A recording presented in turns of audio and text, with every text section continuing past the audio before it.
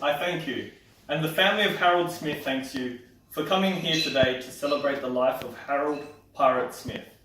I especially want to recognise Harold's beautiful family, his daughter Tempest, 3 sons, Adrian, Christian and Eric, and his 4 grandsons, Zale, Dylan, Kai and Fletcher. We come together in grief, acknowledging our human loss as Pirate has passed away to rejoin his beautiful wife Marion to watch over us from the River Styx. This is a tender time, not altogether tragic, but a time when all of us, in one way or another, are confronted with feelings of loss and uncertainty. There will be disbelief and sadness in the hearts of many of us today who are in this room. Perhaps it is hard to admit, even to ourselves, how profoundly vulnerable death can make us feel. However, we celebrate Pirate's life even as we tremble before this vulnerability. For we know Pirate lived every day to the fullest, and he passed peacefully doing the things he loved, deep sea fishing until the end.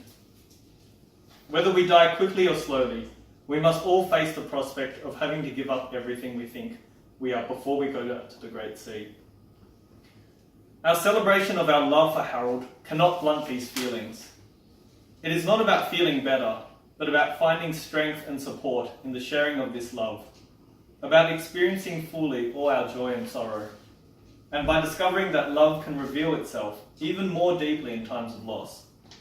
And in the depth of this grief is revealed a secret. Life, experienced fully with all its joys and sorrows, then gives its secret to itself. Now, Robert's daughter Tempest will read her prepared eulogy on Harold's life, the trials and tribulations he faced with a cheeky smile and vivacious attitude.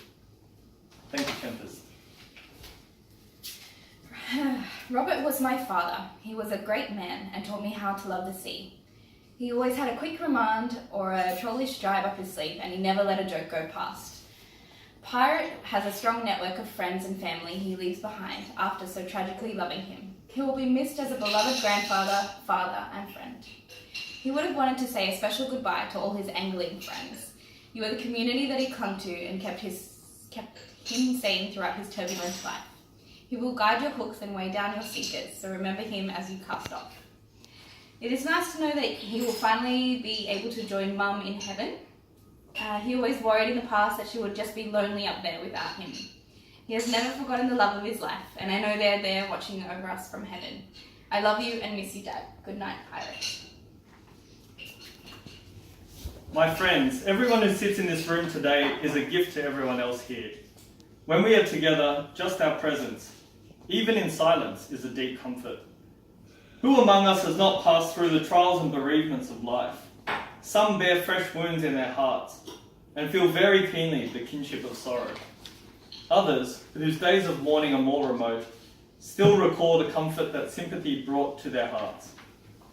To those who were very close to Harold, no one can predict what feelings and experiences will arise in the months and even the years to come. There may be waves of joy and sadness, and even tears. Everyone who is here is proof that you do not have to ride these waves alone. We know, too, that it is not only grief that we will feel. There will be genuine smiles and gratitude for the memories that Pirate has given us that can never be taken away. Feel free to share those stories, the happy ones and the not so happy ones. Or, if you were not a part of Pirate's day-to-day life, but you know someone here who was, ask them how they are doing and invite them to their favourite angling stories with you. Be brave, but not too brave when the sadness seems to overwhelm you. And practice forgiveness. Learn to forgive your own grief and its symptoms. As the sadness subsides over the weeks and months ahead, remember the important lessons you have learned. Let us learn compassion and forgiveness for those around us. We can counsel and comfort those who, like us, are sorrow-stricken. Even in our daily lives, when we see someone behaving in rude or inappropriate ways, we may be outraged, but we can also take a breath and ask ourselves, what grief are they carrying in their hearts that would drive them to act in this way? That is how Pirate lived, and it is how he would want his memory to be preserved.